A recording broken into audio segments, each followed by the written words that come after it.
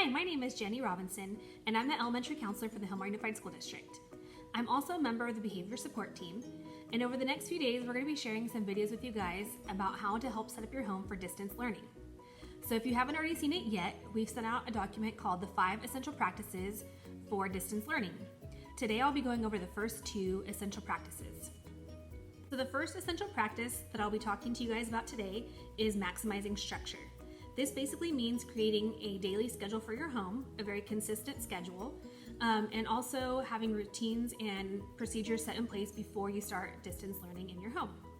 So many of us really thrive on schedules, calendars, to-do lists, and really our children are the same. They like to know what they're expected to do, they like to know what's going to be happening throughout their day, and once they get all the work done, they want to know about the fun stuff that's going to come afterwards. So daily schedules can really help provide all that information for your children. We use them at school and we reference them throughout the day, and again, it helps keep our classrooms on track. When we first left for the school closure, we provided you guys with a sample schedule, a possible outline of what your day could look like. We're going to be sending home another outline now that we are transitioning to distance learning, but remember, these are just samples and outlines. You don't have to follow them. We've also included a blank template in case you'd like to create your own. So this is just, I'm going to show you guys what I've been using in my home, and again, this is just what's working for me. Don't feel like you have to follow it. But we're trying to keep things pretty flexible, just because obviously this is a stressful time. I'm working from home while also trying to get schoolwork done with my children, and also just trying to enjoy each other and have things really like low stress, because we want to make this an enjoyable time for our family. So here at our house, we wake up in the morning, and from waking up till about 9 o'clock, they have free time. They can play with each other, they can build things, they can just lounge around in their pajamas, eat breakfast, get dressed, and then at 9 o'clock, our free time ends and we enter into our no tech time. So our no tech time is when we do the majority of our learning, and again, I'm keeping that pretty flexible, and that goes along also with our second essential element of the day, which is child engagement. So to keep my kids engaged, I kind of am giving them a little bit of freedom. I give them a list of things that they have to do for the day, but they kind of get to decide within that 9 to 12 o'clock time when they do them, the order in which they do them. So just to give you guys an idea, here's another list that I have, and this is their to-do list. And I just used it on an old Magna-Doodle that we had, nothing fancy. And so every day I erase it and we'd start over again. But for today, they have to do math, reading, and writing. So again, they can kind of decide when they do those items. So one of them might be working on math while the other one's doing reading. That's totally fine. They're different ages, so their assignments do look different. But the to-do list kind of keeps them on track of what they have to do during that educational learning time.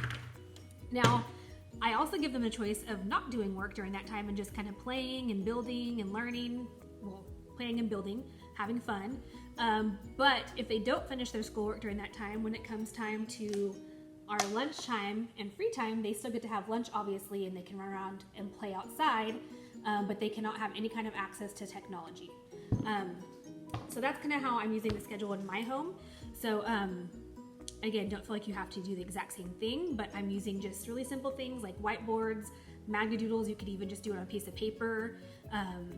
If you happen to have an old whiteboard laying around, you could also put a piece of paper inside of a sheet protector and use that as like a reusable whiteboard. It does not have to be fancy by any means, but just something for kids to kind of follow and keep track of and see what the day is going to look like. The part of maximizing structure is establishing routines and procedures for work. So those are things you're going to want to have set up prior to starting the work. So for example, you may be fortunate enough to have a learning space, a dedicated learning space in your home. Like maybe you already have a desk space or an office space. Not everybody has that, myself included. So my kids have been doing their schoolwork at the kitchen table. So they know that they have to sit at the table, they can't have toys out. So those are the routines that we expect every time we do our learning.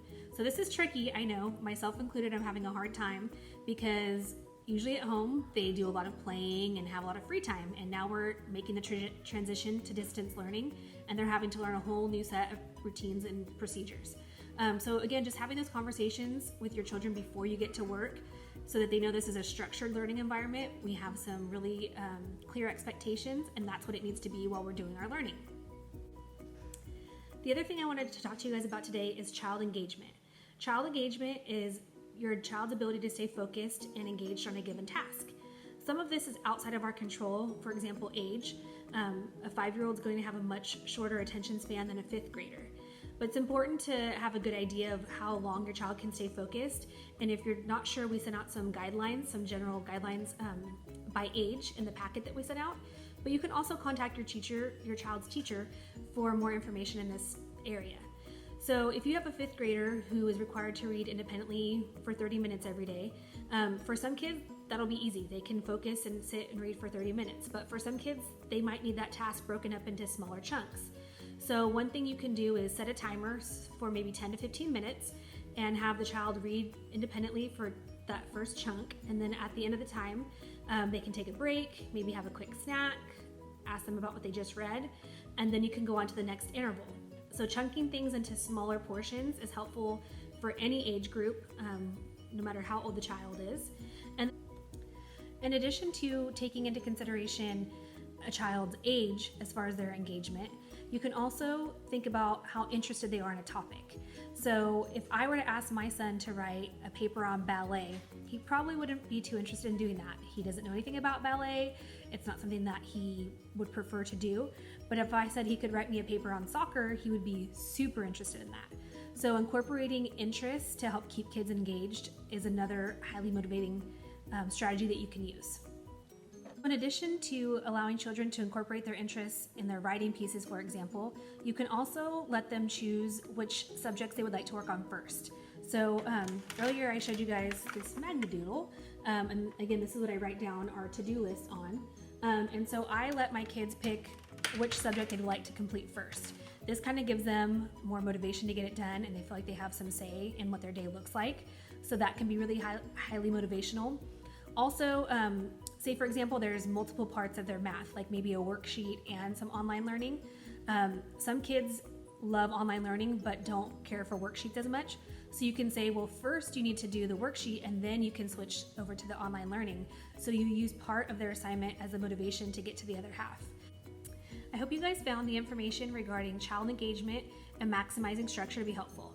If you would like any additional resources or support, please do not hesitate to reach out to us. You can contact us via email. We provided our email addresses in the document that was sent out to you. Or you can reach us via phone at 209-417-5704. Thanks, and I hope you guys are enjoying your time at home with your families.